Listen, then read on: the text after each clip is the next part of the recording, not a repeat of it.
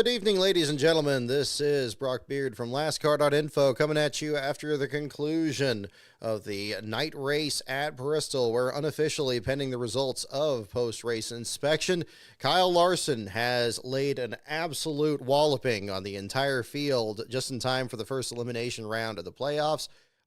Dominating the race to an extent that even Hendrick Motorsports had not seen during Jeff Gordon's ascendancy, leading the most laps of any Cup Series race in the team's history. And also, I just saw Joseph Strigley posted a stat that showed that this was the largest margin of victory in the next-gen era, 7.088 seconds. The margin of victory there that Kyle Larson had in a tattered field that came down to the finish, only 10 cars on the lead lap at the end of it. We do have 4 drivers now eliminated from the playoffs, and brought the cars off the grid here. So we have, where are we? There we go. We have Ty Gibbs, we have Harrison Burton, we have Martin Truex Jr., and we have Brad Keselowski here, all missing the cut here after each one of them had a pretty frustrating evening. And, well, I guess that's not just limited to the drivers themselves. I'm sure after discussing the Atlanta race and how much I really did not enjoy that event, there's probably, I'm already hearing plenty of thoughts on this one here about how much people didn't enjoy this one, and I can certainly see why. Dominance is no fun. You know, when you have a driver that comes in there, especially at an event like this that has had such a history of being kind of the, oh, this is a crazy race and anything can happen and anybody can be eliminated and, oh, you know, who knows what's going to happen in the playoff eliminations and so forth. You know, I think that to an extent, with all the changes to the track and to the car and everything, and then on top of this, that really crazy spring race here, which apparently was with the same tire. That was probably the most shocking thing of the entire evening, that you would go from the spring race on the exact same tire where it's crumbling to pieces and strategy had to work in and everybody's like trying to figure something out, and you know, to run the same tire, and then suddenly they just don't wear it all and nobody can be able to pass, and even drivers that are in championship contention that are trying to get up there and, you know, lend some credence to this playoff system here, they can't do anything towards the end. Yeah, it makes it a bit of a frustrating race. I still think Atlanta was more frustrating personally, because I think it was the deception that led to more of my frustration on that one. That race gave the impression that there was a lot happening, but nobody could really get anywhere anyway. And you really had to, like, you know, pretty much run over somebody to actually get pushed to the lead. Everybody in tight formation, but nobody in the pack able to actually work any of the lines to get up there is not particularly interesting. In this one here, it was very clear that nothing was happening, and there was no deception here. So I don't feel, I honestly don't feel as frustrated. Now, don't confuse this with me saying that this was a great race. As much as I'm a big fan of green flag racing and it allowing for big moments to happen, this was definitely not an example of that. Whether it's the car, the tires, the weather, whatever. You know, and every once in a while you're going to get a race like this. I mean, I think no matter what the package you're going to have somebody that just hits on the setup and nobody else is going to be able to figure out what to do. I think what made this a little bit different in this case is that in those cases, you at least had some pretty good racing back in the pack and people trying to figure things out. In this one, it just seemed like nobody could really, I mean, even when somebody could make a move for a bit, kind of like Ty Gibbs did in this race after his pit road penalty, that he was able to climb up to a certain point, then the car just stalled out, and suddenly he's having a nightmare with trying to get around a car that was 3 laps down, and Daniel Suarez. And kudos to the booth to try to work with that and just point out that, like, okay, this is kind of an unusual circumstance for somebody making it to the next round of the playoffs, that somebody's going to be that far off the pace and still make it to the next round. Kind of reminiscent of the dual races in like 2013, where you had a very short field, but they still made a big deal about like a photo finish for the transfer spot, even though it was basically academic because you had one car further back in the pack that had missed the show, and, you know, everybody's just racing for starting positions, not whether they're going to make the race or not. So, you know, again, in this one here, I'm not I'm not quite as frustrated by this because, again, we've seen this out of Kyle Larson in particular, Hendrick Motorsports to an extent for sure, but Kyle Larson in particular. I mean, again, you think back not too long ago about his dominance at Homestead in a race that, just nobody else seemed to be able to touch him there. And at least in that one, it seemed like because this car has been better at 1.5-mile tracks, that you at least had some pretty good competition through the pack, and they were doing a decent job of showing what else was happening through there, even though the battle for the lead was, pretty much a formality at that point. But this was, again, I'm going kind of round and round on this one, but yeah, I mean, it definitely wasn't the most entertaining Bristol race. And I'm seeing a lot of people that are very frustrated about this one. And I don't really, blame people on that. I do think that this calls to attention many things. I mean, for one thing, of course, it's the playoffs, and we had the regular season championship and the Xfinity race come down to just a couple of points, just like it was for the Cup Series regular season championship. Imagine if that was extrapolated to the last 10 races and it's people going back and forth for the stretch run of the season. Would that be enough of a story already there? But it's definitely a bit of a frustrating thing. I'm still kind of coming to terms with exactly what to feel on this. I do think that Bristol in general over the years, with the exception of that bizarre spring race we had, which was compelling and was very different from what we'd seen for quite some time there. It's not really been that, knocking somebody out of the way kind of racing. It's not been that kind of, wrecking somebody for position kind of thing. You saw a little bit of that in this one, certainly the battle between Suarez and Eric Jones there. But I mean, this track ever since 2007 has been so fundamentally different. And I think the way it's been marketed hasn't changed. And, as somebody that is a big fan of the sport, the way, and growing up in that era before that, and knowing that, yeah, that was the way that this was marketed. You got people beating on sheet metal and trying to straighten out quarter panels and stuff like that, and trying to keep cars going when they're, falling to pieces. But now you got the crash clock, you got carbon fiber, you got this new car, you got, and then the gradient banking there in the corners, and then you got PJ1 on top of it. You just got this on top of this on top of this. It's unrealistic to apply that same standard to the way the race is these days. It definitely has that old school appeal to it. I've heard even people debating about this race being considered as a crown jewel. I'm not really willing to go that far in that direction. Not just because of the racing we saw tonight, but I don't think it quite has that same. I don't think it fits in as well with the Daytona 500 and the Southern 500 and the Coke 600. I think those are, or even I think the Brickyard is a better label to it, even though it's a much newer event. I think in terms of prestige. Drivers want to win this race for sure, and it has a lot of fan appeal for its history, but I don't think in terms of prestige it really fits in there, and that's just my view on that. But I think that the marketing has needed to change for a while on this, because now it's racing very much like Richmond, or very much like a lot of the short tracks have with the next gen car, where it is so tricky to work your way past anybody, where long green flag runs and low attrition are the norm. I liked that, at least in the broadcast, that they brought attention to the mechanical issues here. Steering problems, I think, have been the one thing that have been much more of a story with the next gen car, especially at Bristol these last few years. And for some reason, especially in the fall race, tonight we saw that problem with Kaz Gralla. We saw it with Harrison Burton.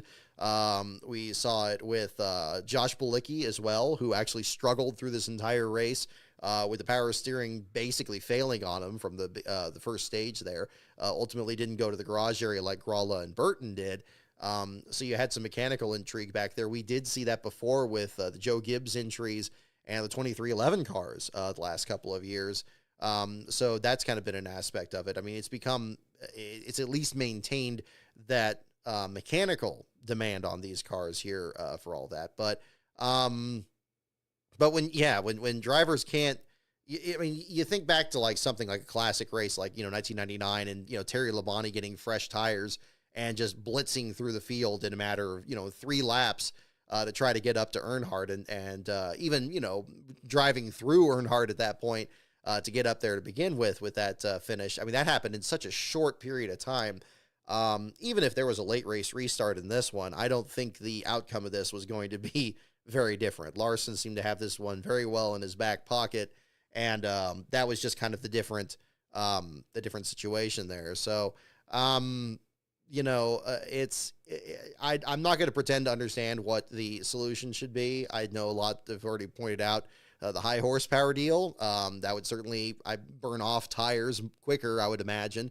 It would also keep drivers from just, planning it and just, you're just on again, off again on the pedal, actually trying to manipulate the car around the track, something of that nature, something closer to what we saw in the spring. I think the biggest thing from the spring race that we saw was when the tires were falling apart, the teams, the drivers were just losing grip so quickly. And they were just trying to save their cars as best they could.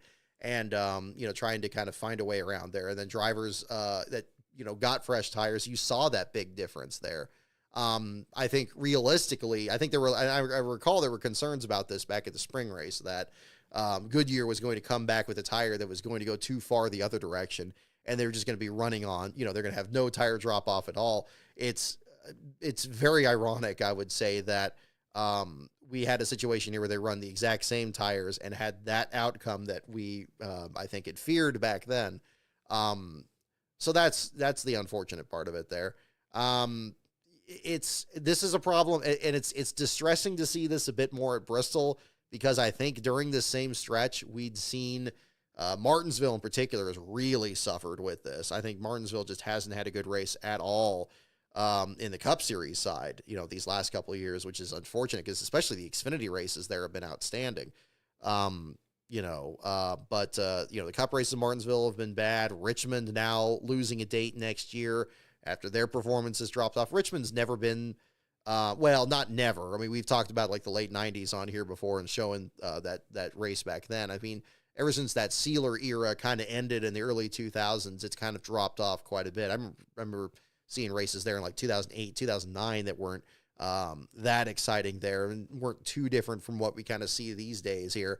But Bristol kind of had that element, at least had that reputation of being, okay, here's the one where you could still get some kind of physical racing out there. And we saw some moments there, drivers crossing each other's nose or, bouncing each other around.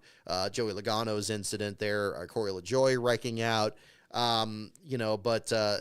this was, it wasn't simply just a matter of one driver dominating, because again, we've seen that before with Matt Kenseth, Rusty Wallace, Kurt Busch, others in the past.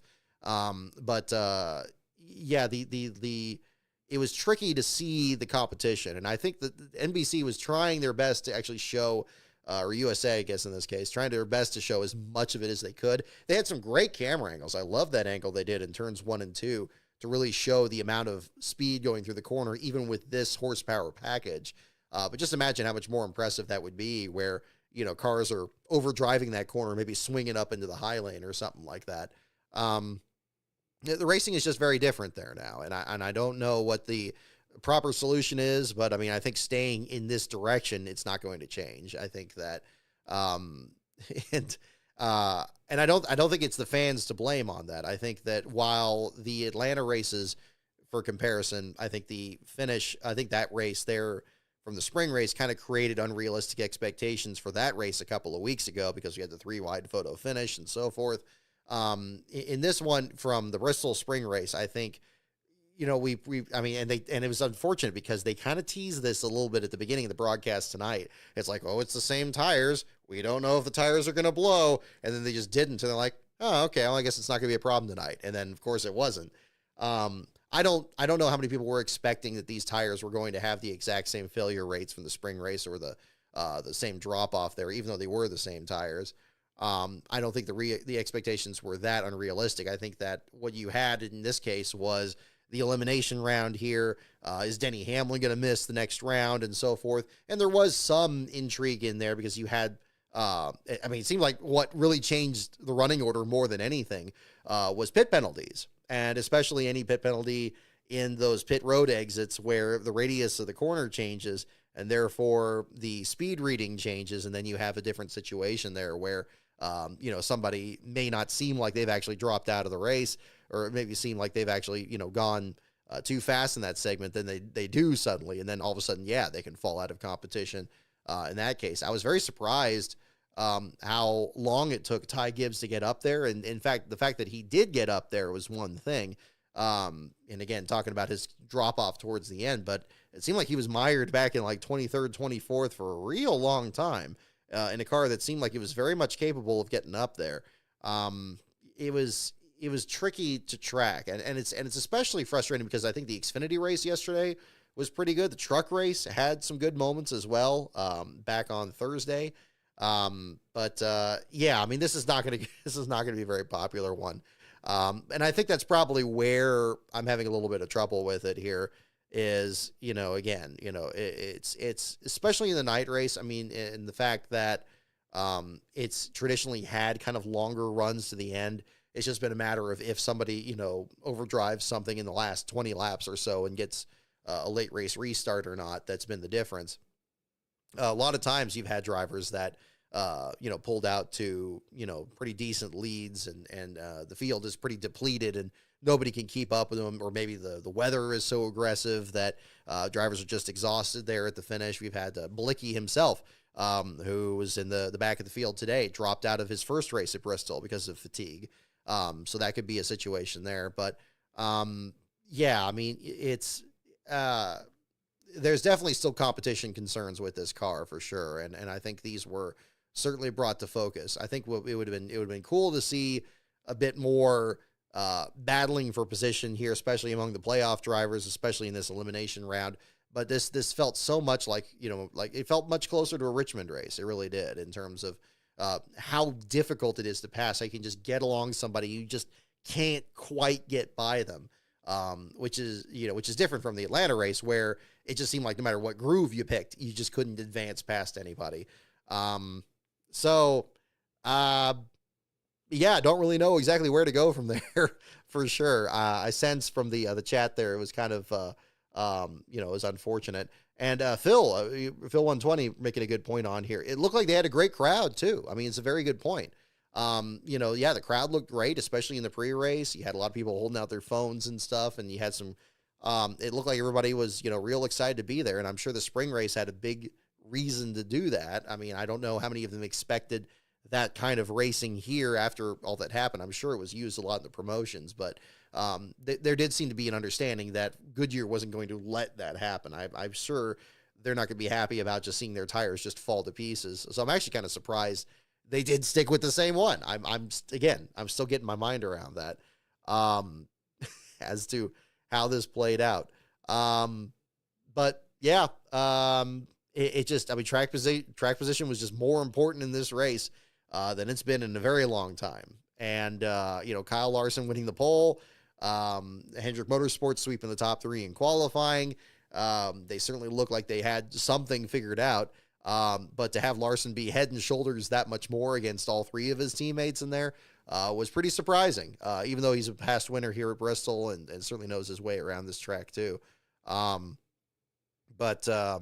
Yeah, that's kind of where we are on that. Don't have too much more to add, at least on the Cup Series analysis here. Kyle Larson, your winner by 7 seconds over Chase Elliott. Bubba Wallace in third. Denny Hamlin in fourth, saves his skin, staying on to the next round after he was a couple points out after a conservative run at Atlanta. That turned into be a last lap disaster for him, and then an awful run at Watkins Glen where he hit everything but the jackpot. He comes back in this race and finishes in the fourth spot. It would have been, but so far back, I was astounded by how few cars were on the lead lap and how spread out that was at Bristol. It's not even like there weren't, I mean, again, you would think just from seeing these results in these intervals that maybe there were no cautions, which has happened in the very distant past at Bristol. Certainly not a recent phenomenon. And obviously with the stage cautions, that in these cases, you're not going to get a caution-free race. And there were a couple of incidents, the Logano incident, Nemechek's wreck at the beginning, and so forth. But again, just tremendous gaps here. I mean, when you really look at it, Christopher Bell in fifth, just nobody else able to really contend. Ryan Blaney in sixth. Ryan Preece impressive in seventh. I didn't realize he was on the lead lap when he was up there battling Gibbs there towards the end and kind of working his way up there. At least a fine run for him. Chase Briscoe in eighth. Briscoe looked like he was really going to be maybe somebody to have an outside shot, at least getting second place in this race. Had smoke in the cockpit at one point, and dropped back in the order towards the end. The Darlington winner finishes in 8th, but completes a great first round. I think everybody was, I think everybody pretty much had them on their list of being first round eliminations here from this event. But that is not the case there after he gets an 8th place finish here. Alex Bowman in 9th and Ross Chastain rounding out the top 10. And once again, these being the only lead lap finishing cars there at the end, with Michael McDowell in the lucky dog spot there at the end. Austin Cindric also completes a decent first round here, more than decent. He ends up 13th in this race. I don't think we saw him once in this entire broadcast, but he did a fine job actually getting completing a first round that, much like Briscoe, was well above people's expectations here. And so we did have some big names in this list. I was about to say all the drivers that were eliminated were drivers that won races this season and were eliminated by ones that didn't. Not quite the case here, of course. Ty Gibbs being the one winless driver eliminated in this sequence here. But Buescher in 14th and Ty Gibbs back in 15th. I mentioned Gibbs a lot because I picked him as my fantasy pick this week, so I ended up kind of watching him through a lot of this race, which, much like watching Cindric back at Atlanta, was, to an extent, it was frustrating, but just in a very different way, because again, it just looked like there was a glass ceiling that you just couldn't break through. But it wasn't so much like everybody was right in front of you and you could see the leader in front of you. This was quite the opposite. The leader was so far ahead of you, you had to keep watching your rearview mirror and make sure you're not getting lapped in the process.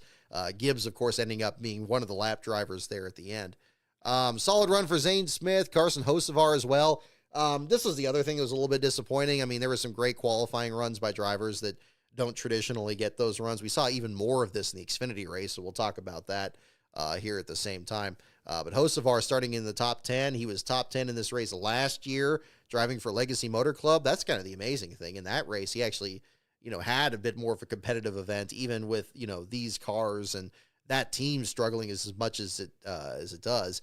But Hocevar in this case ended up back in the 18th spot. It really wasn't a factor in this as the race continued there. Daniel Hemrick and Tyler Reddick rounding out the top 20.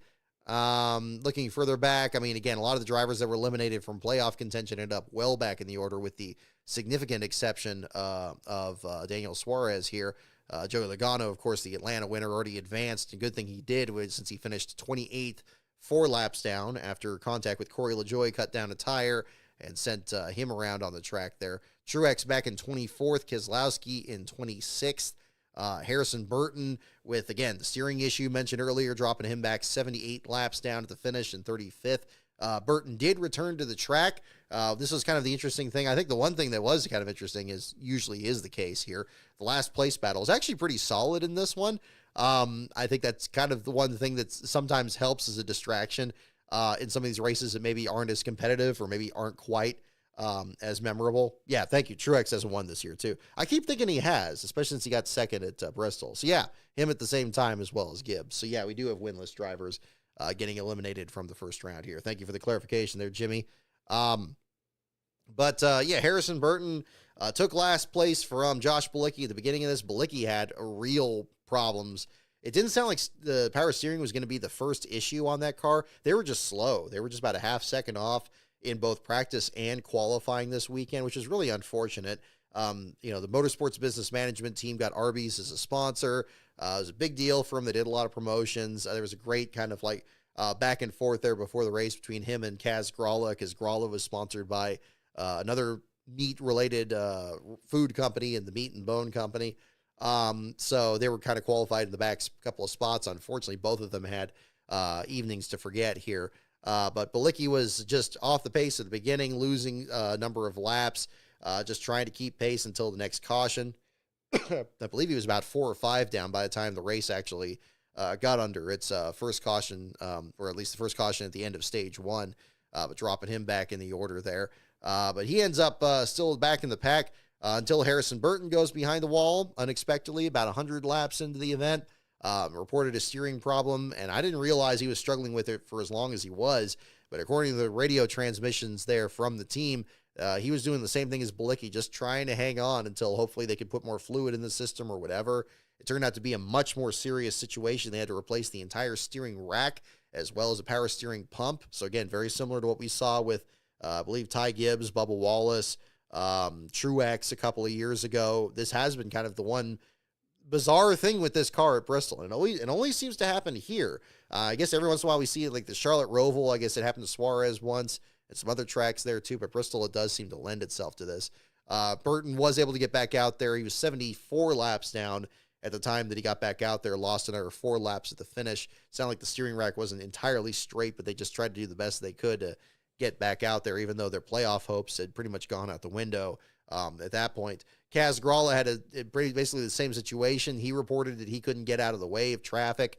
I didn't hear NASCAR black flag him, but there were a couple of shots they showed at the broadcast right before he went down pit road where he was getting split on both sides, and it was looking like it was going to be a pretty close, kind of hairy situation out there. I think lap traffic makes these races pretty interesting here. This one here, maybe a little bit less so because they dropped off the race so quickly here. Gralla was another example of that. He went behind the wall. They were trying to do the same thing. They actually pulled the car right behind the hauler there, the Rick Ware Racing deal, and they were trying to replace the rack and the pump. Then it sounded like, okay, well, they don't really have enough time because there was only about 150 laps to go at this point that Gralla had his issue. He basically went in about the same time Burton was going back out, and they were towing Corey LaJoie's car back into the garage after his wreck. But they tried to make the repair. They then narrowed it down to just the pump and see if they can get back out there and feel how it went. It sounded like they didn't have all the parts they needed. At least there was one transmission that indicated that. But whether that was the case or not, pretty close after that, I believe around 350 laps into the race there, NASCAR declared them out of the race. And so that was the end of the day for them. So they ended up in last place. Burton climbed past him and then also climbed past LaJoie. LaJoie, in his final start for Spire Motorsports, had a very unglamorous end there for him, I would have to say. Was running 11th, according to the broadcast there. Was actually hanging on towards the top of the field there, even after his teammates Zane Smith and Carson Hocevar dropped a bit back in the order. Was running 11th, did have the incident with Joey Logano at one point, but then had another incident. We got bumped by another car out there and spun into the inside wall. Just an unfortunate situation there for LaJoie. He ends up next to last in this. Ran out of time on the damaged vehicle policy clock, and that time ran out pretty quick there for him, so that ended up being a short day for him. Obviously, a lot of stories around LaJoie right now with the news that came out earlier this week that LaJoie and Justin Haley are swapping rides starting next week, so this ended up actually being LaJoie's last start for Spire Motorsports, a reunion of Justin Haley and the Spire team. Of course, Haley had won his only cup race with them at Daytona in that 77 car, that famous race that was cut short by a lightning hold there. So he ends up swapping into that ride. Kind of surprising because when I first heard about this, I was thinking back to when Haley first went over to Rick Ware Racing, and he made a big point about, how this team was on the rise and he didn't want to swap to another team. There were apparently other offers from other teams to pick him up, and he was like, no, I'm happy here. And I guess on the business side of it, it's really hard to judge it on just, what you hear initially. I mean, there's other stuff going on behind the scenes, and there clearly was in this case here. How much of this was perhaps him being on lease from the Spire team over to Rick Ware? I don't know, especially when they had these different drivers in the cycle and then it getting even more crowded with the Shane Van Gisbergen and other drivers kind of coming into the mix here and mixing things up with Zane Smith and what his deal had been with Trackhouse and then that ending. There's been so many moving parts over the Spire deal. It was surprising to see this pop up, and also surprising to see a driver swap this late in the year. Mentioning Carson Hocevar earlier, of course, last year Hocevar taking over for Noah Gragson after the social media gaffe there last year, where Hocevar completed the season in the number 42 car, split the ride with Mike Rockenfeller down the stretch, and that ultimately led to Hocevar getting the ride at Spire in the number 77 car this season. It used to be that you used to have drivers that if they were really struggling and the team really wanted to kind of try something else different for the next year, a lot of times they wouldn't let the driver, run the rest of the season. In fact, if you remember back in 500 Days, one of the storylines we had in the most recent episode was about Robbie Gordon running just the first couple races of the season for Morgan McClure Motorsports. and then ends up getting swapped out of the ride, and you get Kevin LePage in there. And then, as I indicated in the R&J racing episode, that's not even the end of that story. So that'll be coming up there too. I remember a lot of times it seemed like the Southern 500 was kind of a difference where they would swap another driver in there. Obviously that was the case when LePage went back to Morgan McClure years later. But even at that point, he wasn't even the first driver to swap back in the car to replace Mike Skinner from the beginning of the season. There had already been 2 or 3 driver changes at that point. So it's interesting to see that happen because it seems like, it's like tectonic plates in these cup charter deals these days. These teams don't seem to really kind of change course that quickly, and they never seem to change drivers that often. It seems like they at least just get all the way to the end of the year, and then you're going to maybe have like a couple of changes really quick for Daytona, and then those are just locked in for the rest of the season. It's every time I do the entry list article, it always feels that way because you got 1 or 2 teams that have something planned out where maybe it's an all-star car and you got different drivers already pre-planned to run them, like the Colleague 16 this year. But then you got other ones where, every once in a while things change up here. And a driver swap in particular is interesting. Kind of reminds me of when Jeff Burton and Steve Park traded rides between DEI and Richard Childress in 2003, and how much of a turbulent season that was for that program as well. But again, it was a different situation there. Let's see here. Let's see. So again, hopefully this has got a decent place here for people to check this out and have everybody kind of vent as to their thoughts here on the race here. I'll kind of check over the the chat here.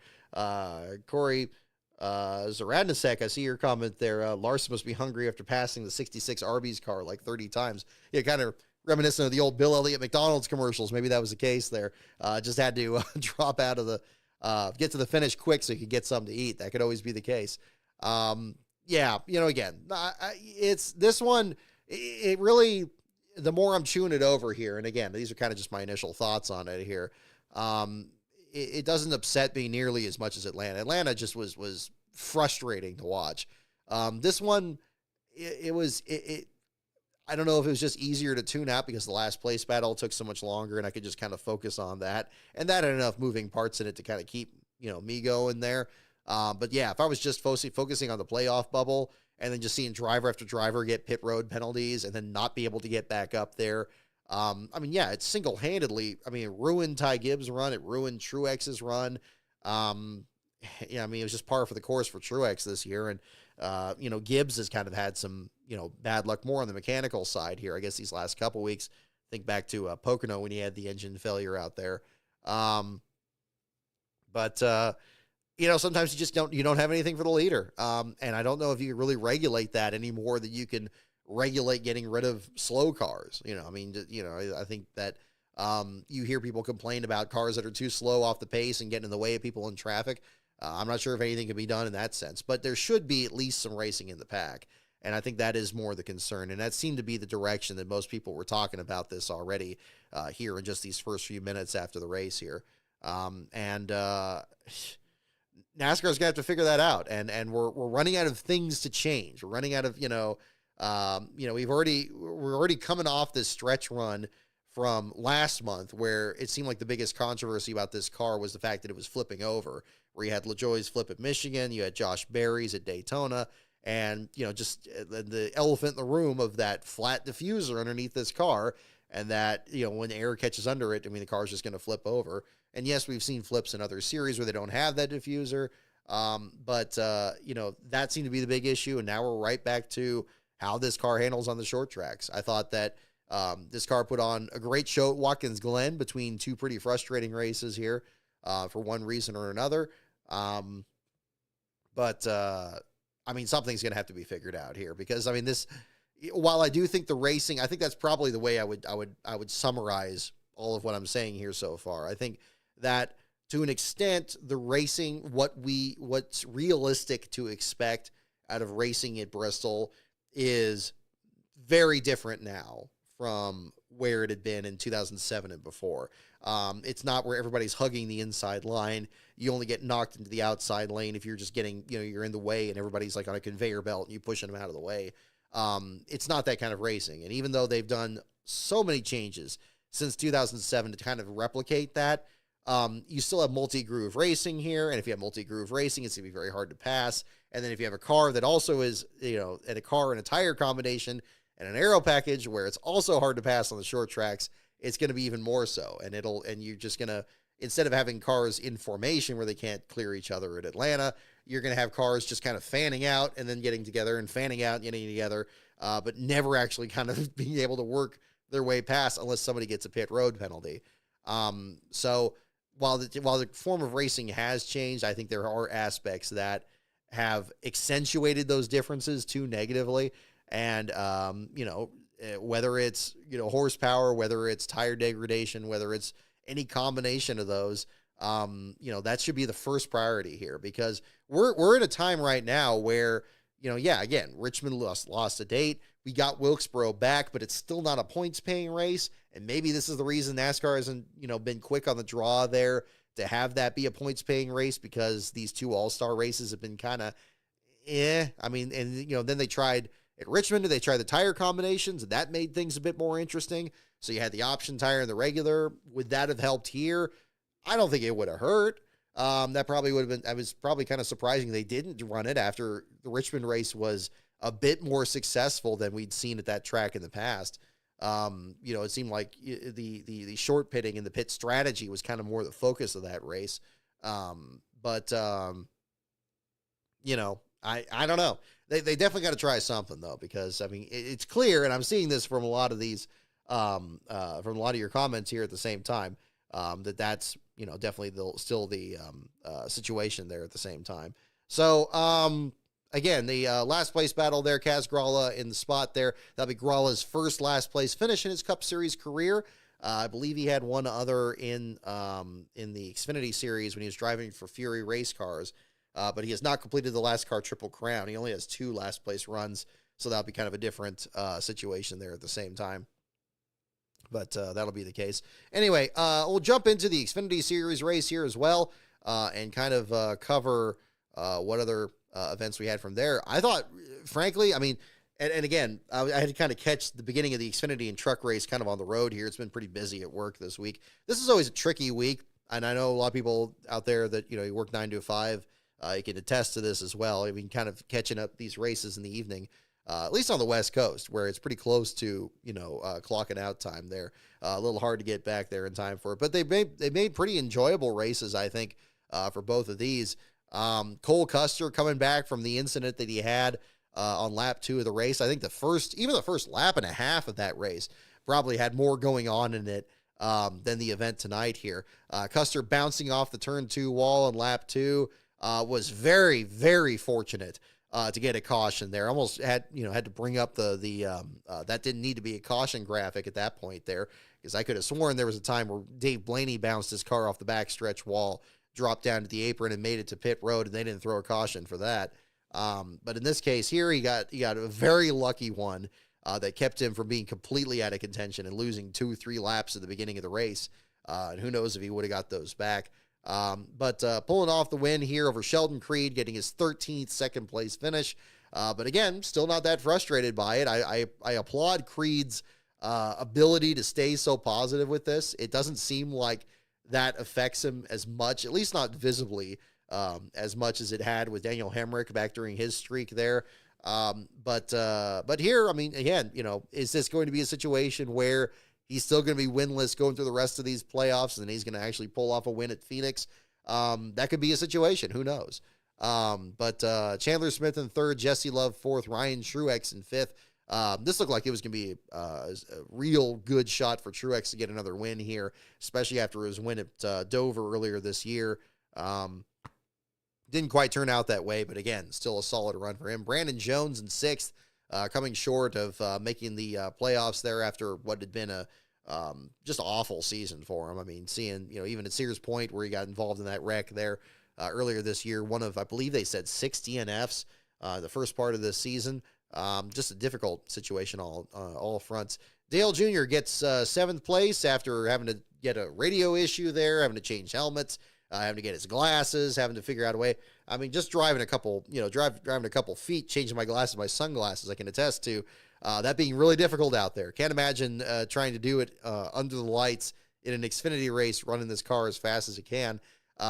This may well be his last Xfinity Series start from what we hear in reports.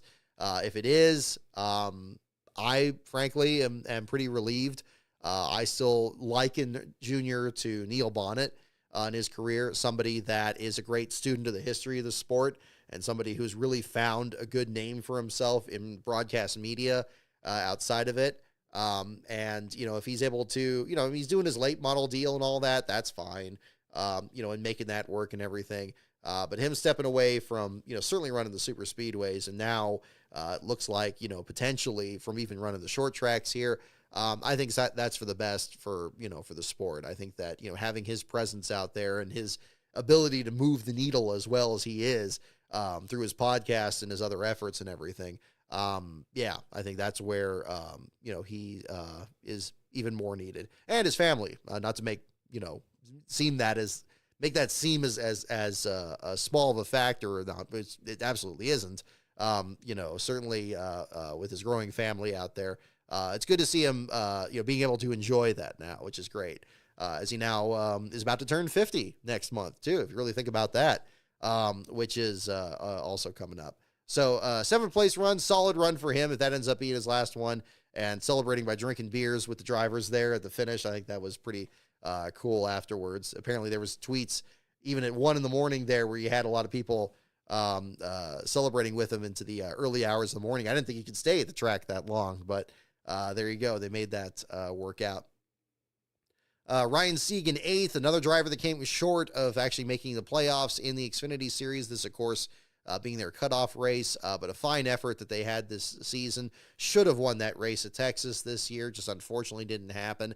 One of a number of races this year where they were very fast. Michigan was another one where, got some damage there while running very fast and ended up having to settle for finish further back. Other races along the way. Sam Mayer in 9th and A.J. Allmendinger rounding out the top 10. Anthony Alfredo was one of many drivers that were very impressive in qualifying. I touched on this in the article I posted last night. I want to give him another shout out here on the show tonight. Anthony Alfredo qualifying 3rd in the Dumpkin Spice Dude Wipes. I mean, great sponsorship here for him. I mean, he's really it reminds me so much of Kenny Wallace and the whole Stacker 2 sponsorship there. Anthony's really gone to bat here for the Dude Wipes sponsorship there. And the Hour Motorsports team, we know that car is fast. Every once in a while, they're able to kind of, punch above their weight here and get some good finishes. This was another good example of it. Jeremy Clements as well, winning stage 2 impressively, finishing in the 12th spot after qualifying 7th. A great overall weekend for him. Obviously, in the winner in the series already between his Road America and Daytona victories. But again, had a fine showing out there, leading 17 laps in this race and finishing in 12th there. So a solid run for him. There were other drivers that qualified very well. Unfortunately, didn't get the finish to show for it there. Kyle Weatherman qualified 9th after finishing last at Watkins Glen last week. He had the Craven Flavor sponsorship came on board for the first time. That sponsor had previously been with, I believe, Ty Dillon.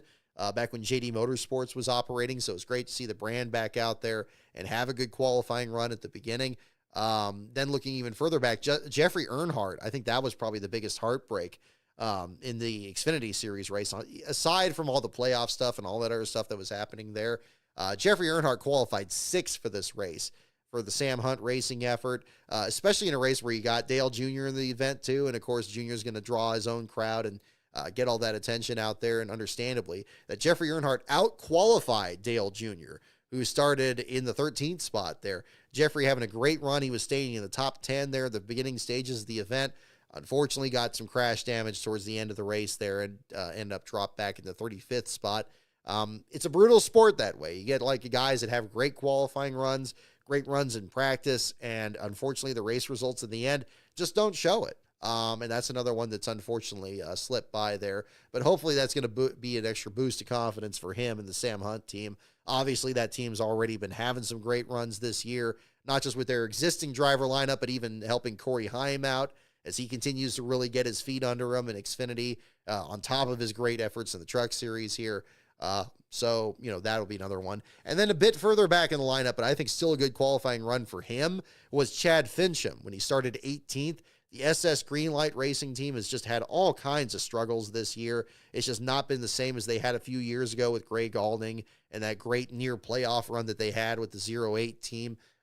This year, I mean, they've changed drivers just about every week, really struggling with sponsorship and so forth.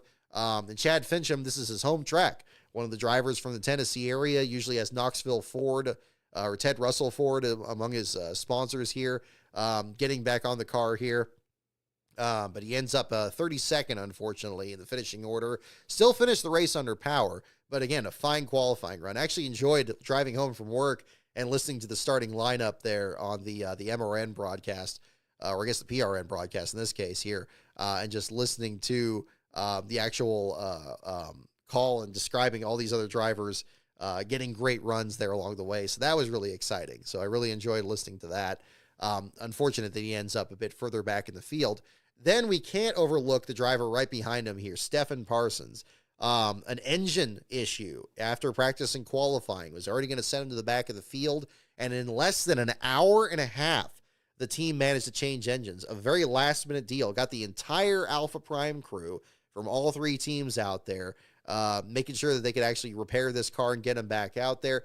Missed the first 14 laps of this race, but went back out there. Kudos to the team and to the others that were covering this weekend. I'm glad there was a lot of great media coverage this weekend of these events to really follow these stories along the way. But Stephen Parsons coming back out there, 14 laps down, finishing the race under power, managed to climb out of the bottom five by the end of it with the attrition that happened later on. And finishing back at the 33rd spot there, still coming home under power. Not the run I'm sure they wanted, especially with Brennan Poole getting the top 20 for the one of his teammates there, finishing in the 17th spot. But again, a solid effort for him, and it really shows just a hard-working bunch of crew members over there at the Alpha Prime effort. Very reminiscent of what we saw back at Texas a few years ago with Jordan Anderson and Bailey Curry going behind the wall before the race started, and seeing the battle between the both of them trying to get back out there. Very reminiscent of that. So good on them for not giving up. I mean, not everybody is capable of doing that. Sometimes some teams, there may be just, enough discord or anything in the group, and they're not able to get things going and actually try to get, get back out there. They may just say, okay, let's just pack it in and, we'll get a head start on the next race. Good on them for staying in there, and for their sponsor, True Shine Car Wash. I'm sure they appreciated it. It was a beautiful paint scheme. It would have been terrible to not see the car out there. But, and Stefan's been in plenty of situations already in his career where he's had to drive for smaller teams or teams that have had mechanical issues. You think back to his G2G deal there at Sears Point a couple years ago, being brought in there at the last minute. I think he was also, if I remember correctly, he was the one that was brought in for Cody Ware I think that's how he made his debut at Daytona. Very short notice in that case too. I have to look that up. I think that was the case there. I'm trying to remember this off the top of my head. 2019, was that the year it was? Yeah, Daytona, yeah, finished 12th in his series debut, driving for BJ McLeod, the Jacob Companies one. Yeah, so again, right from the start, he's had an interesting career already, and I've been very fortunate to talk to him here a couple times at the track, and him serving as a spotter between this too has been interesting to follow here.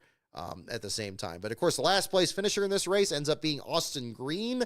His first oval track start did not go the way that he planned after having a 9.4 average finish in all of his road course starts earlier this year, beginning with that great 7th place run at COTA. You think back to the 4th place run he had, battling Sam Mayer to the finish at Sears Point, and his father David Green celebrating with him there on pit road, which was a exciting moment to witness there for sure.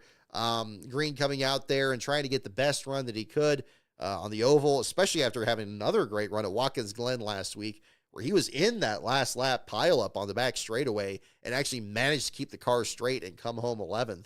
A fine job for him when he still had about half a lap to complete to get back over to the finish line. I thought that was a tremendous effort for him there. That went a little underreported there. But kudos to him in trying to make this adjustment.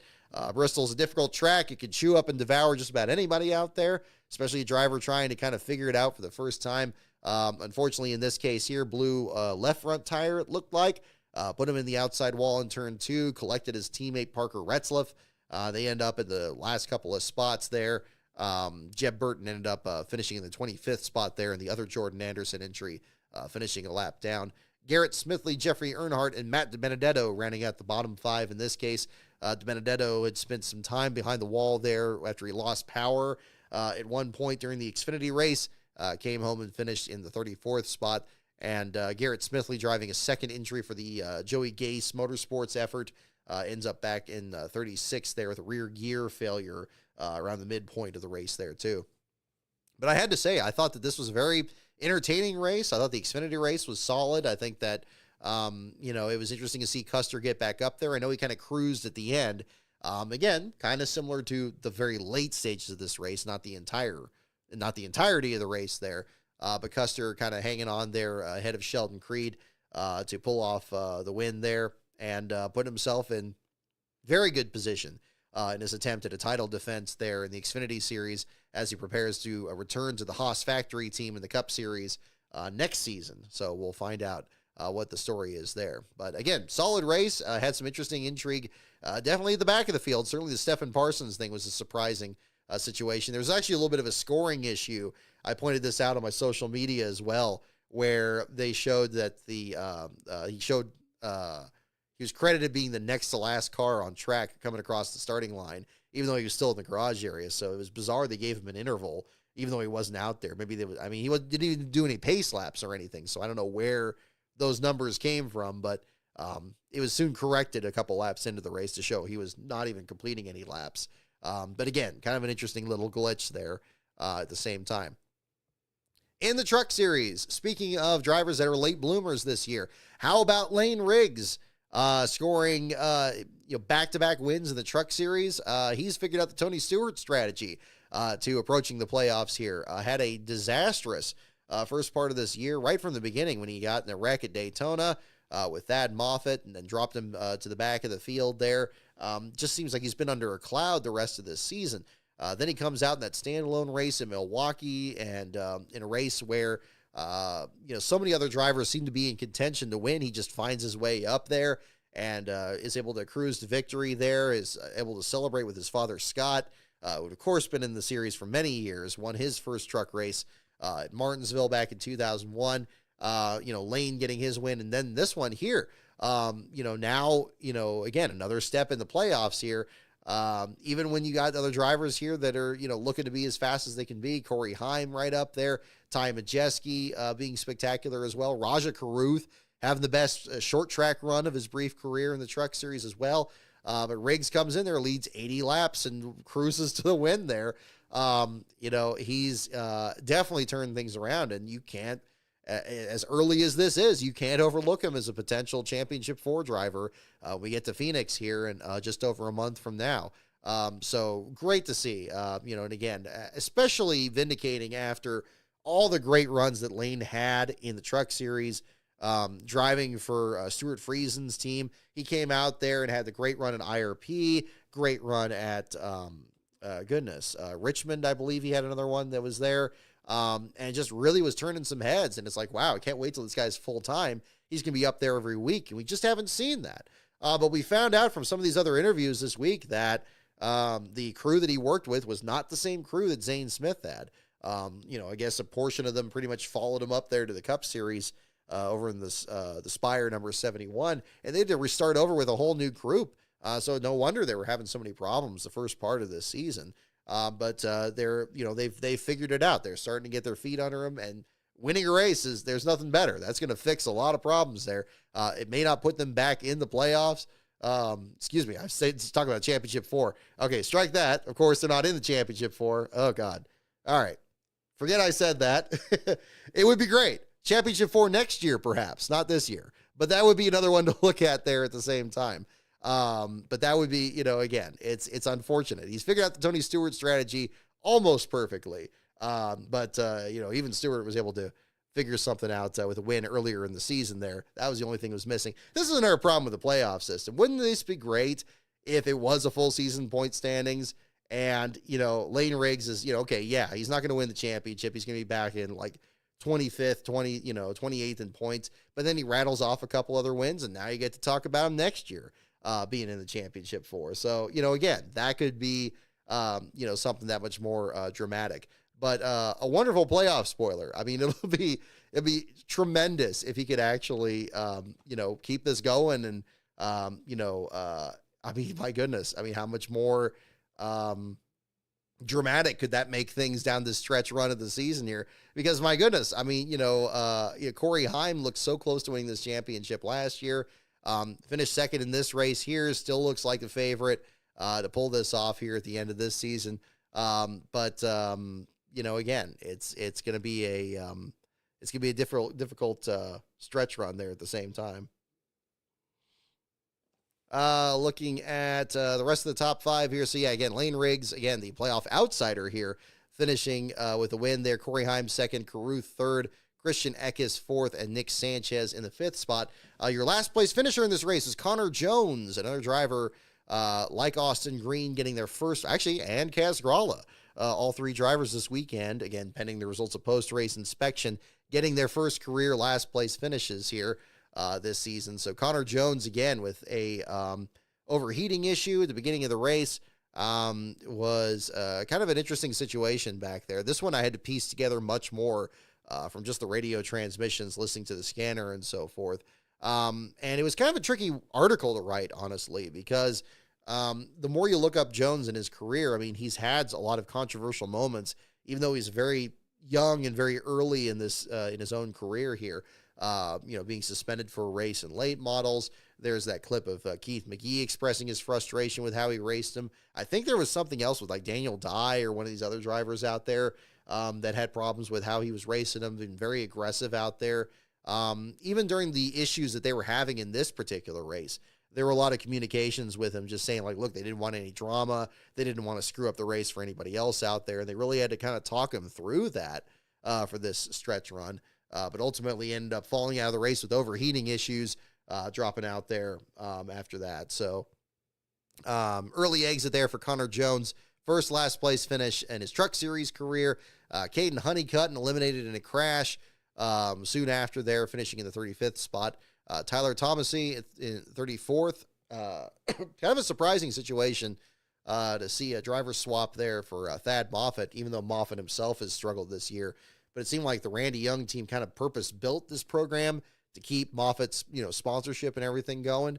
But then a different situation here entirely for this Bristol race. I guess we'll see what happens in Kansas and the rest of the season going forward. And Keith McGee and Daniel Dye rounding out your bottom five there. Dye, the lowest ranked of the playoff drivers in this, had an extended pit stop after his incident with Honeycutt there in the late stages of the race. He ends up in a difficult situation there. Back in the 32nd spot there too. Not too many other notes I have on this race really. He did have a bit more of a spread. I was a little disappointed Grant Enfinger wasn't more of a factor in this one, although he did finish on a lead lap. This race always goes by so quick. I think it was only about an hour and a half this time. But that would be a different one to certainly look at too. Michael Jensen, I like your idea there. If you win 2 races in a round, you should replace the last place playoff driver. Hey, who knows? Although, again, I think we just get rid of the playoffs and then you let these wins be central. See, again, just right there. I mean, yeah, I completely forgot he wasn't in the playoffs, especially with getting these wins here, because it just seemed to fit that kind of storyline so well of somebody peaking at the end of the year and maybe just laying in the weeds, and then things, you kind of figure things out and maybe at least make a move at maybe a top 10 finish in points or something like that. But obviously, in this case here, with the format being what it is, that's just not possible.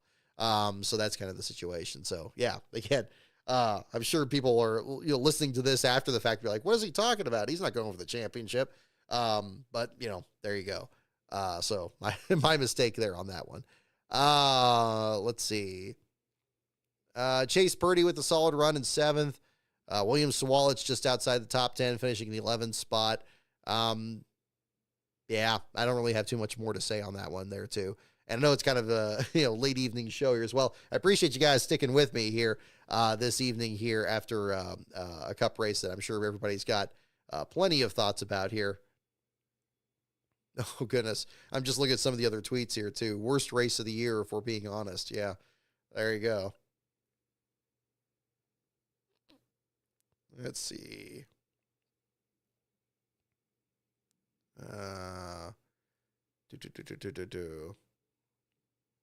Yeah, just looking at that Jeff Gordon stat again that was brought up towards the end of the race. Again, kudos to, I mentioned this in my broadcast problems video at one point a couple years ago. I think one of the hardest challenges for any booth is when you have a race where it doesn't seem like a lot's happening. You need to find something because there's always something happening. And you got to fill the air with something. You can't just give the audience the impression that this isn't interesting and there's nothing to look at or something like that. I like that they can at least contextualize the dominance that Larson had, for example, with the leading more laps than Gordon had at Martinsville in 97 or even at Dover in 1995. That was a great statistic there. And I like that they drew more focus to Daniel Suarez and trying to kind of slip his way into the playoffs there, even though it really also brought into focus like how difficult it was for Ty Gibbs and others to gain the spots they needed to gain to actually be able to cut into that lead, even though they're just driving these cars for all they're worth. I thought they did a decent job with it. It's not going to be, a famous call or anything like that, from Watkins Glen or like we saw at Darlington or Daytona. But not every race is going to be like that. So I don't hold that same standard when it comes to, difficult thing. You just got to keep people engaged. And sometimes, it could be just like a thrashing here. But I will say at the same time, this is not a race. To reiterate what I said earlier, this is definitely, was not a particularly exciting race. And NASCAR needs to do something about it. What it is, horsepower seems to be the only thing they haven't tried. Maybe that'll be the thing to look at, but we'll find out if that's going to be the case there too. Alrighty. So we'll do some trivia questions here at the same time. I'll catch up on Super Chats. Thank you so much, Michael Jensen. I see yours here, and I'll definitely catch into those at the same time here. And, I'll kind of skim the chat here at the same time. So go ahead and mention the chat, which of the categories you'd like. We'll do the old Trivial Pursuit. They mentioned, LeVar Burton doing a Trivial Pursuit show during the CW portion of the Xfinity race there, too. So, hey, that's the same brand as our own little device here. So I guess it's a little bit of I thought it was thought it was funny listening to Rick Allen confuse Trivial Pursuit with Scrabble. So that was pretty amusing there at the same time.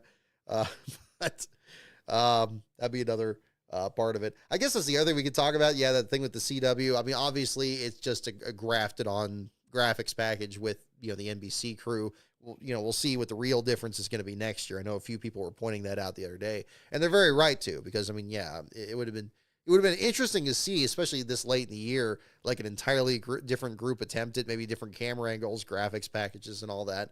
But that's a big ask for how soon this deal seemed to come together.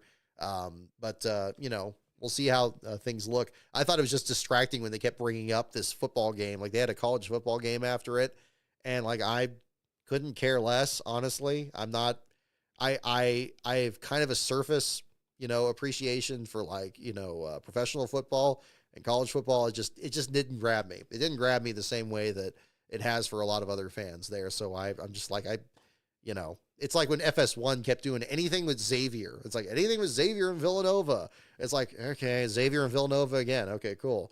I guess that was basketball or something. I don't know. You could tell I was from a school that didn't really have a football program. If I did, that would probably change my perception of it quite a bit. But that's just the way I've been on that. It's like, look, I'm just watching the race here, buddy. Like, let's just focus on that. But that'll be kind of the other aspect of it here. Hopefully you don't get any random college football questions on here, but you never know. The categories, once again, are NASCAR, pits, teams, tracks, drivers, and the wild card. Definitely let me know which category you'd like, and we'll do some questions on that. CW broadcast with a 0 out of 10. Yeah, I mean, yeah. Well, and this is interesting. Desert Fox, you bring up a good point here. I mean, the issue of like people being able to find the broadcast. I didn't realize that was being that much of an issue. There were a lot of reports about this network being something that was publicly available. But then I'm seeing a lot of people that were really struggling with it. I don't know if it was a situation of if basic cable has it or if it's a premium thing or something like that. I know for streaming services, they made it pretty straightforward. It seemed to pop up in the exact same place on Hulu, at least. That's all I could speak to, really, from my own experience. It seemed to be a pretty easy change to find that. But I know it's a very different experience if you're watching it over the air or or with cable there, whatever those situations are. And it sounded like that was a frustration for a lot of people. If that were the case, that should have been a much bigger part of the marketing. It kind of reminds me of it, when they did the digital transition in 2008, and they kind of kept making a big point about like, okay, here's the equipment you need to be able to watch the network shows that you're already watching, and here's this and here's that. They would actually kind of help people with that. I mean, maybe it wasn't the smoothest transition still, but I think something like this would have probably been helpful, rather than just being like, you'll figure it out. It's like, well, no, not everybody's gonna be able to figure it out, and you do want people to watch these, right? Like, you want to make sure that you're going to get the ratings. So there was some efforts there. I know Pockrass was working overtime telling people about where it is and all that, but again, not everybody's on Twitter, not everybody follows Bob, so there's that too. It needed to be something that was another tricky part with it. But yeah, that's the situation there. It's very blurry on the CW. Okay, that's disappointing. So again, I don't know what the situation is with that. So it's unfortunate to hear that was a problem. Hopefully they get some of those worked out. Fubo said they'd have it and they didn't. Okay, yeah. See, again, yeah, it's interesting to get this view on it there, because I don't know what the situation was. Oh, Ben Schneider, LeVar Burton's never been a game show host? That's surprising. It's kind of, that is actually surprising. I mean, I always think of, well, I guess Reading Rainbow doesn't count as one, but I just always think of, it's always between that and Star Trek there. But well, hey, how about that? That'll be a new experience there. Alrighty. Which categories we have? We got one for drivers.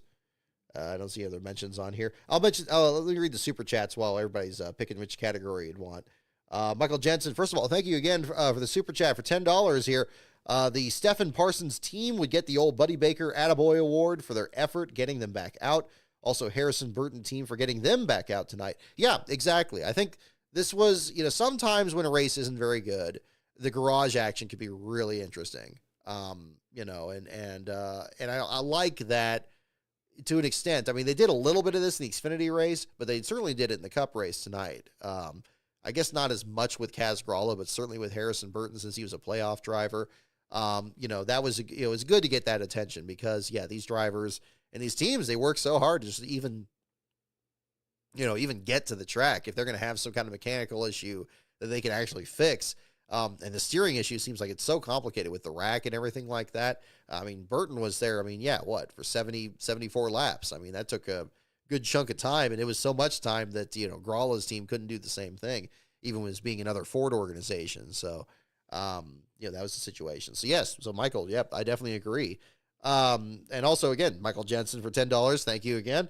Also, the Xfinity cars prove it's not the tracks that are the problem, it's the cars. The Xfinity race almost every week are the best in terms of pure racing. Very good point. Very good point. I mean, the Xfinity cars running on the same track. They did make a little bit of a change with the resin, though. I mean, there was that did happen between the Xfinity race and the Cup race. I wouldn't say that's the biggest factor here into how this race played out tonight, because we did see so many cars running well outside of that groove and running, in the high lane and so forth. But you raised a very good point, because it was a really good Xfinity race on Friday. And again, I think that anybody that was there the whole weekend probably would expect the similar kind of competition there by tonight. I think that was the other thing that was really good in that event, is that you did see the desperation a bit more clearly. Justin Allgaier, for example, having just a real frustrating night out there. Getting in a couple of incidents and then trying to route his way through traffic and everything and get the best run he could, and just pretty much used up his car by the end of the night there. That was another perfect example of it. We just didn't really see that in this race tonight. That makes a very good point there, Michael. I mean, that's where it would actually go point towards the car. Let's look at horsepower. Let's look at that. Let's look at tire degradation. Let's look at some kind of combination that'll work, because, they're just rearranging the furniture here, where all they need to do is kind of clean up a pile of dirt that's in the middle of the room. We're just kind of moving stuff around it right now, but hopefully that'll change pretty soon there. Speaking of which, I mean, yeah, real bizarre. I want to talk about the Allgaier situation with the drill or with the Sawzall that he picked up on track, because that was a crazy deal there. First and foremost, they were very lucky that that didn't turn out to be that was almost a massive problem on two occasions. First of all, a tool with a lithium ion battery, that's probably the last thing you want to drag under the front of a car where there's a fire developing in front of the front tires there at the same time. They're very lucky that nothing more serious happened, especially, you know, I mean, you got a catch fence or anything like that, but I mean, you have a lithium ion battery failure, that could be a real serious situation there. And also, Lastbro here used to, work at a oil refinery before, and he was wincing when Marty Snyder was showing off the machine and, you know, showing that the Sawzall was still working. It's like, yeah, that's cool for the, you know, for the DeWalt company, that, yeah, this car could be, you know, could be drug, you know, quarter of the way around the track with a fire underneath the car and everything, and it still works. Okay, that's cool. I'm not going to be ignoring that element. But he was wincing, like, ooh, you just don't use a damaged tool, like even to show off. Like when the last time I saw that clip and he flipped it over and the little saw isn't going straight out and back, it's kind of starting to wiggle and wobble, and it's like, oh god, it's gonna like fly right off that thing. They were very lucky that neither of those aspects turned out to be way worse. That could have been a real problem there. Is that the thing? As much as they were really trying to again, have fun with it and, you know, just kind of show us like, okay, is the thing going to work? Of course, we're all curious about that. But I don't know. I mean, that was going to be, that was a little bit hairy. I think that was a little bit dangerous in both respects there. And obviously, yeah, I mean, the playoff things going on and him trying to, you know, keep the regular season point lead, which he ultimately did lose to Custer there by the narrowest of margins. That was another part on that too. But, yeah. Oh, he hosted Jeopardy once. Okay, I didn't know that.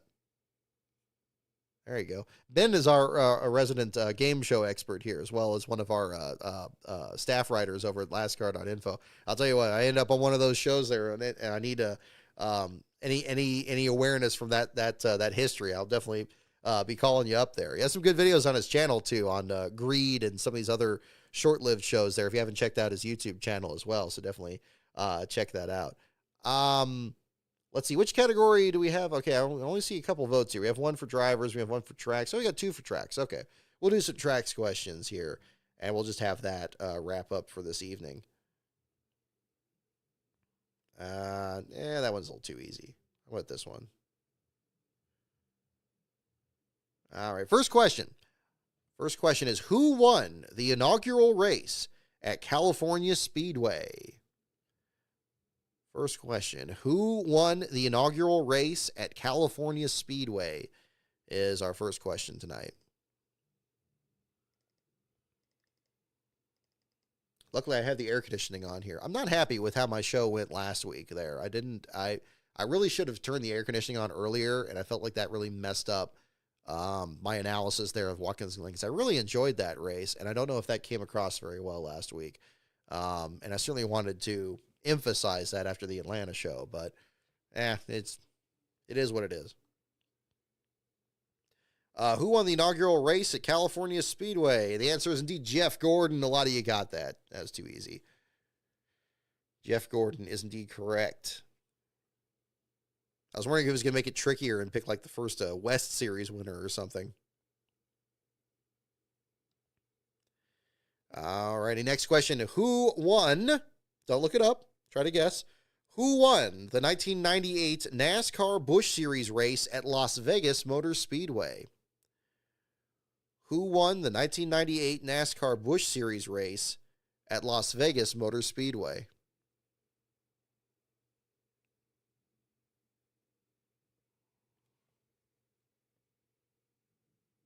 I don't know what this is.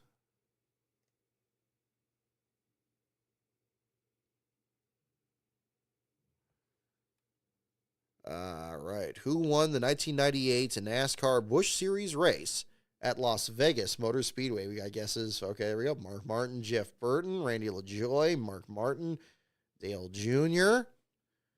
Several guesses here.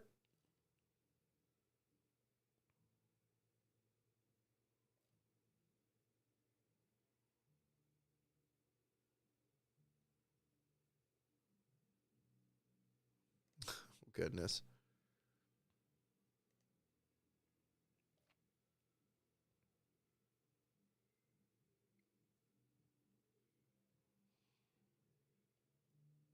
Yeah.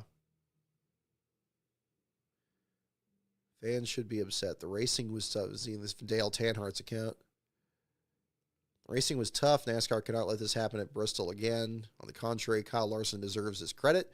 Crazy masterclass. He could pass almost everybody when almost everybody could pass nobody. That's well put. That's well put. Yeah. I mean, yeah, again, I think the issue does seem to be less about his dominance and more about, yeah, just nobody else. It wasn't even a good race for second. It seemed like a lot of the people in the top five more or less stayed up there. I mean, kudos to them. I mean, Bubba Wallace, for example, Denny Hamlin, once he got up there, it seemed like he was able to really kind of hang on to that. Yeah, I mean, definitely something was lacking. I mean, it wasn't, again, it wasn't so much anger. It just felt kind of neutral. It was kind of a neutral kind of race. Who won the 1998 NASCAR Busch Series race at Las Vegas? We got guesses for Randy LaJoy, Mark Martin, and Jack Sprague, and so many others. The answer is Jimmy Spencer. Jimmy Spencer is the answer. I thought it was Jeff Green. 1998 NASCAR Busch Series race. Maybe they had one in 97. The 98 Busch Series race at Vegas. Was it Spencer? I thought it was Jeff Green. Hang on, I'm gonna look this up. Maybe this is wrong. Or maybe I'm just wrong. It did say 98. It didn't say the first one there. Oh yeah, Jimmy Spencer. Yeah, there we go. It is right. Okay, good. I'm glad. Jimmy Spencer in the Zippo car. And yeah, but that wasn't the first of the track. The first of the track was Jeff Green. That was 97. Okay, there's why. That's why. Okay, 1998. There you go. Yeah, I don't think anybody else got it. That's a surprising one. Yeah, Jimmy Spencer. All right.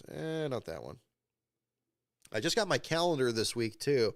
And first thing I did was pencil in all the dates for the Cup, Xfinity, and truck races next year because I want to start figuring out what my trackside schedule is going to be next season.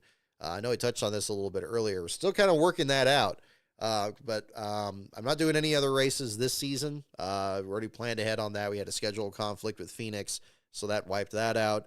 We're planning on doing Phoenix next year. I think next year is going to be really fun because the Friday truck race is actually on Halloween night, so that sounds like a lot of fun, so I definitely want to do that. And then Sears Point in July, of course, with the new date and everything. Everything in between, we're kind of looking at options in the spring still. One possibility would maybe be Las Vegas in the spring because that's a pretty enjoyable drive from here, to be honest. And it's actually not too difficult, to get there. It's a very accessible track too.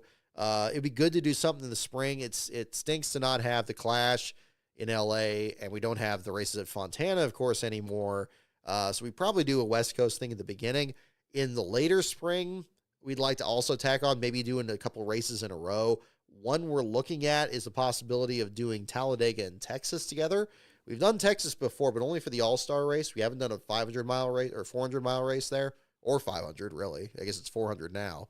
We certainly haven't done Talladega before, so that would be an interesting one. That's all subject to change. That's one thing. Those are a couple things we're looking at.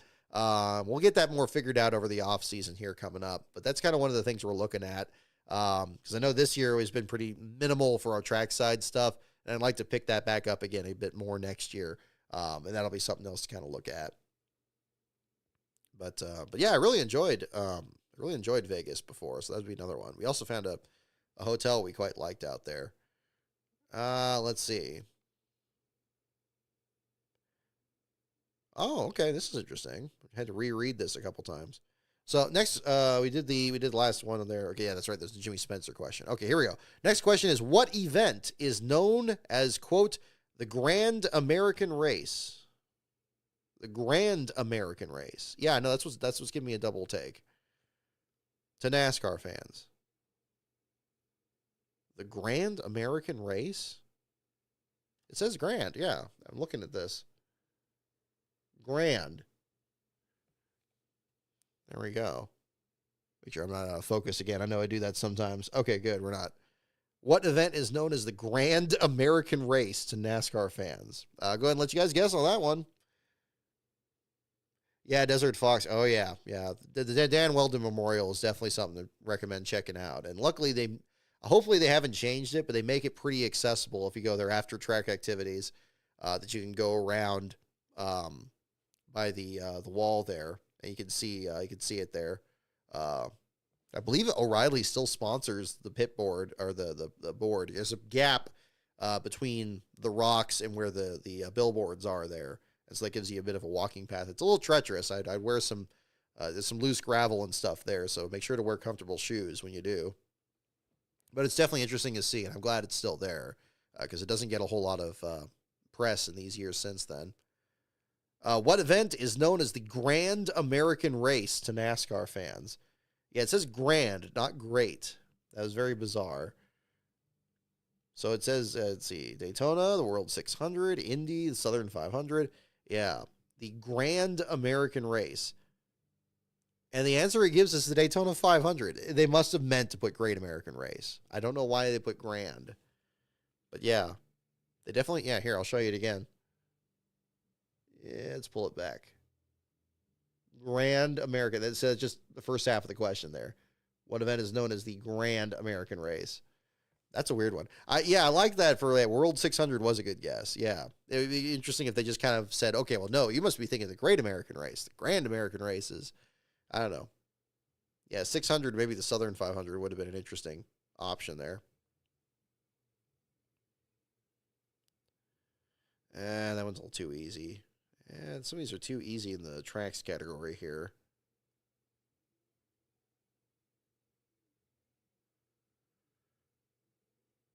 Alrighty. Okay, here we go. Next question. Here's a good one. Yeah, definitely a typo. What year saw Dover drop other events in favor of 2 NASCAR 500-mile races? What year saw Dover drop other events in favor of 2 NASCAR 500-mile races? Don't look it up. Try to guess it. Close this out here. Do we have any other calls here at the same time? I don't think we do.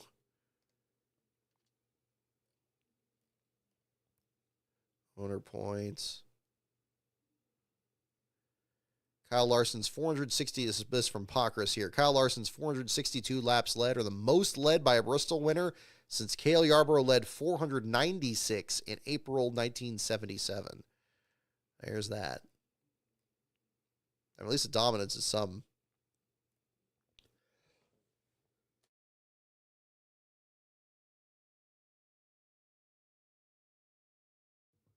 Excuse me. Late bloom in the allergy season here. What year saw Dover drop other events in favor of 2 NASCAR 500-mile races? So I guess it's a lot of them in the 90s here. 90, 93, 94, 97, 99. Hey there, Jude. Thank you for tuning in. What year saw Dover drop other events in favor of 2 NASCAR 500-mile races? Oh, you're way off. It's 1971. 71 is the correct answer.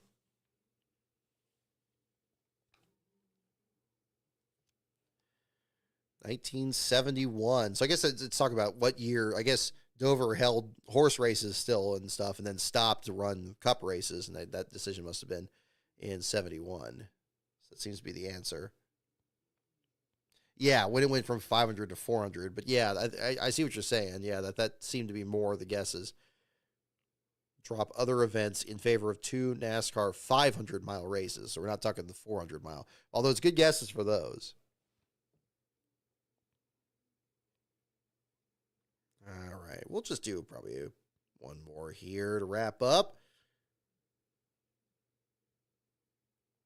Here we go. This is a good question. This is also pertaining to Dover here.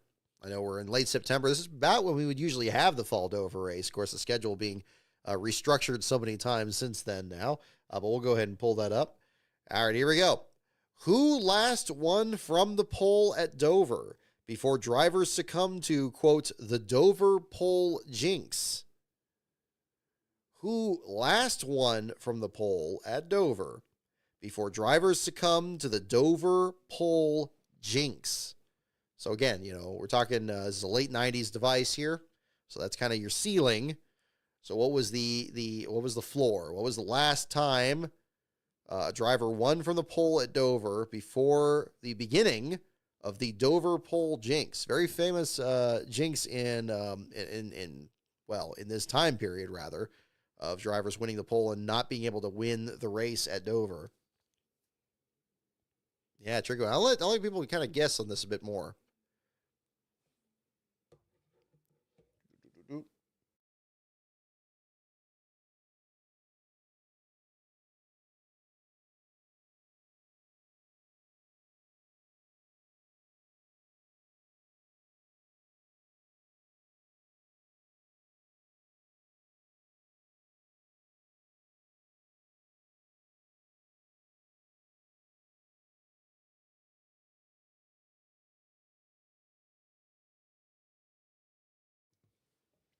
Of course, I spilled my water bottle all over. I did add some stickers to my water bottle here since our last show. I didn't really have anything set up for show and tell tonight here, but I do have this. I got my Heinz ketchup logo here. Picked this up on Amazon a while back. It has a label for 3.3 kilograms of ketchup. That's why I always do a red bottle. It kind of looked like, my old one looked just like a ketchup bottle, so I got that. Any of you guys watch Wheelie Yellow? I got one of their stickers here on this one. I really enjoyed those videos there with the old Me Again videos. I always think that was quite good. We got a Wood Brothers sticker on here. Got my, I think this is Tyler Hill in the 56 truck there down here. And Museum of American Speed decal here from our trip through Kansas here this last spring. And this, I always like these sight puzzles. So yeah, kind of pictures and they make a phrase or anything. Since I had a background in constitutional law, I picked this one out here. This one has the puzzle you can see on here. This one represents right to bear arms. So I think it's interesting. Don't really have a stance on the policy itself here, but just like the graphic, because this one actually kind of stumped last bro. So it has kind of that sticker on there too. So yeah, I kind of had some fun with that there. I may add some more here in the meantime on that. Alrighty, so let's see. We got the question here. What was the last driver to win from the pole at Dover before the start of the Dover pole jinx? So that was the question. Who last won from the pole at Dover before drivers succumbed to the Dover pole jinx? We got guesses for Earnhardt and Jeff Burton and Rusty Wallace, Derek Cope, Bill Elliott, several winners at Dover. But who was the one that, basically started the Dover pole jinx? And the answer is Cale Yarborough. Cale Yarborough. I don't think anybody got that. It goes back pretty far. I remember that Dick Trickle winning the pole in the race that Derek Cope won. That was one of the races during the streak. So I guess it must have started in the 70s then. Where is that? We'll go ahead and pull that up here. It's probably going to wrap up on that one, and we'll find out.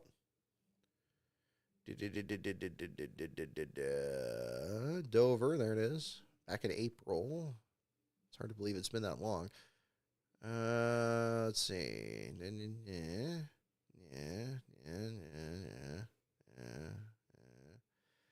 It looks like from 1976, September 9th. So yeah, right about this time of year, September 19th, 1976, Cale Yarborough won from the pole.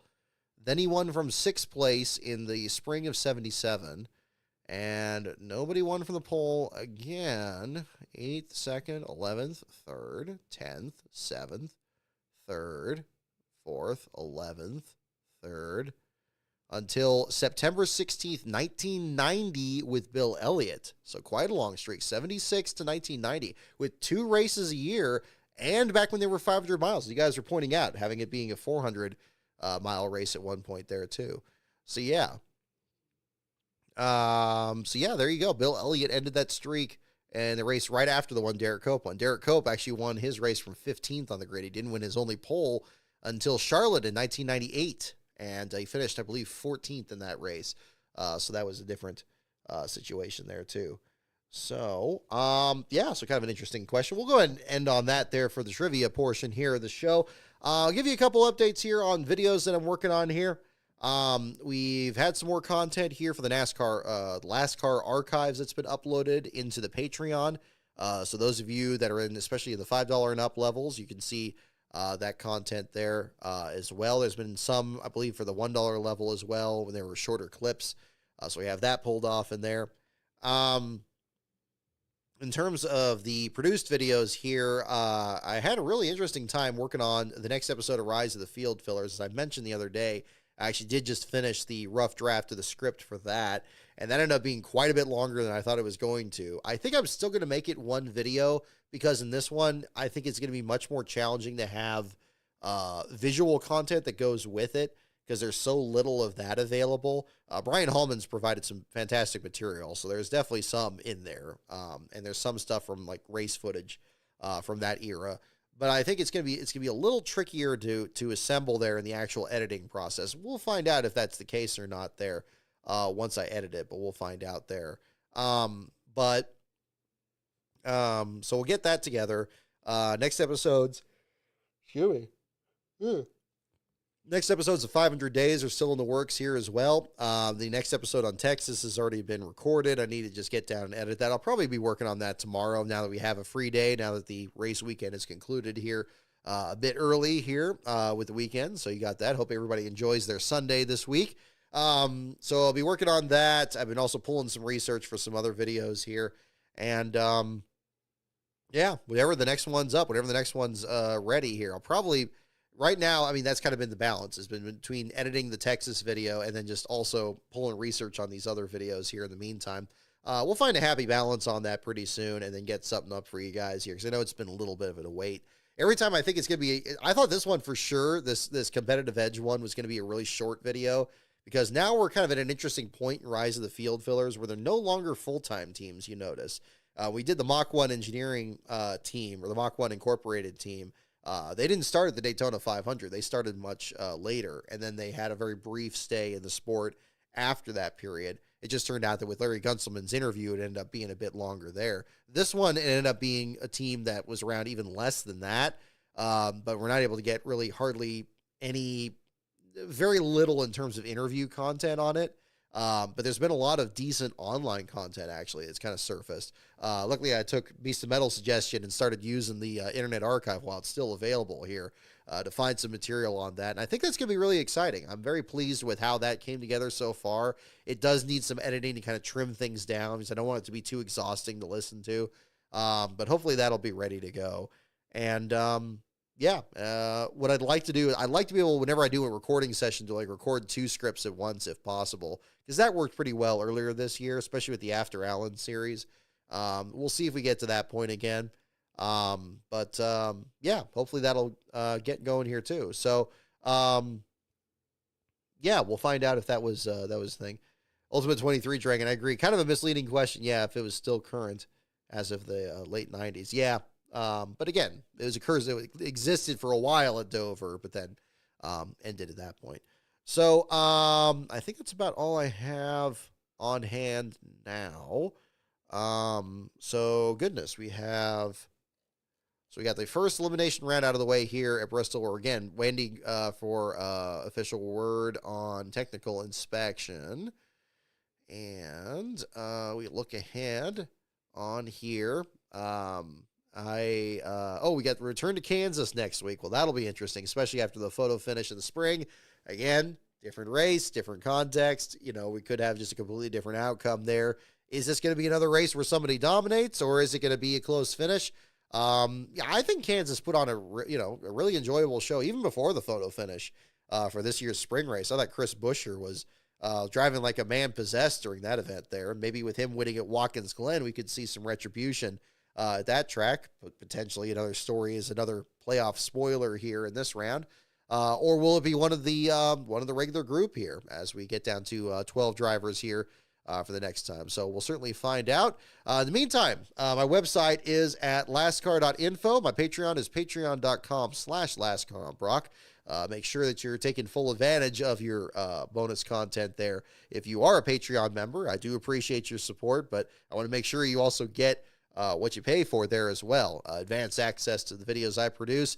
I did record a script for NASCAR Man recently. He'll have more information on that the days and weeks ahead as that gets ready to go. That was another thing I was working on here pretty recently. So I very much enjoyed that one. He did a very good job on that script, so I think that'll be something that'll be coming up. And yeah, the articles on the lastcar.info webpage will be coming up here in the meantime, too. So our next show will be next Sunday. We'll do a show after the Kansas race on the Cup Series side. We'll also follow the Xfinity Series action. Is Xfinity Cup this week, or do we have trucks as well? Where are we on that? I need to get that. I need to bring my calendar in front of me here. I believe it's a triple header, isn't it? Yeah, we get trucks. Do we get Xfinity? Or we didn't get Xfinity in the spring race. We had ARCA, which was cool because I never did an ARCA National Series race before. That was interesting. Where is it? Come on.